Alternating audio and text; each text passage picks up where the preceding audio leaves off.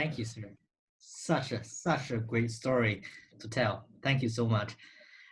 We can't hear all the applause from the audience, but very importantly, I see no matter where you are you sitting on your couch or sitting on your working desks, but you know, think about far away distance Antarctica, where Louis just showed the view actually underwater, under the ice, where you cannot see that every day, I'm sure.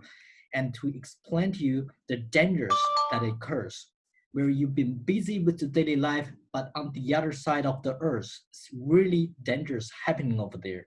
So thank you so much for sharing the view of that. You really gave us an in-depth understanding of this. And we know that if you go on LinkedIn, you can find Louis and follow him and learn more about him. And also, please, if you got any question on that area relate to present, relate to Louis, where the journey in Antarctica, please go on the Glaze LinkedIn account to ask, specifically asking questions. Now, this is supposed to be a tea talk. So we ought to really have a bit of interaction with everyone on board here today. Now, I really want to raise hand myself first, ask the first question. And please, anyone, if you have any question to ask, you can type it down on the chat box, or if you're on a LinkedIn account, you can type it over there. We'll have someone to pick it up and start some interaction. So here's my first question. It takes courage for anyone to move out of their comfort zone. It takes courage to change your dying business, making critical decision. It takes courage to make a very good policy. And some people may just make it, but some people just wait and see. So Luis, really want to know that incredible courage you get, where you get that from? Where is the source of your courage? Courage is a wonderful word. You know, in the English language, we often talk about courage and bravery. And we talk about it as if it's the same thing. But courage and bravery are two very, very different things. Bravery comes from the Italian word meaning bravado. Okay? Courage comes from the French word meaning heart. Connecting with one's heart. And before I do a swim, I need to connect with my heart. Yes, my mind must be right. Physically, I must be right. But I must be connecting with something deep down inside my heart. Okay. Courage is a muscle. Courage is a muscle. And when you get to my age, so I've just turned 50, it's a very natural process that one doesn't. You've seen lots of things that can go wrong when you get to 50. And so you start stopping to take risks. That is the most dangerous place you can be in when you stop taking risks.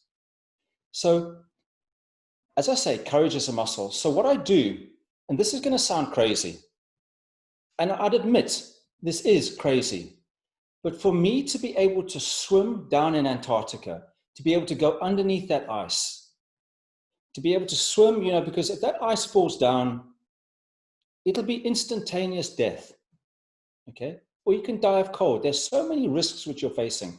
So, and your mind can just get carried away. So I've got to exercise that courage muscle. And so I live in Cape Town at the moment. And so once or twice a month, I go down to the beach at night and I go for a swim.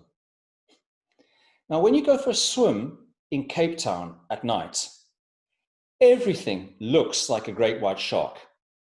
Every piece of seaweed looks like a great white shark. Every shadow looks like a great white shark. Everything feels like a great white shark. The risk of being bitten by a great white shark is so small. But at night, it's also small. But your mind just gets carried away. And so I go down there, I do my swim, I swim for half an hour, I get out, and I realize I can do this. So in order to find your courage, you've got to, number one, you've got to connect with your heart.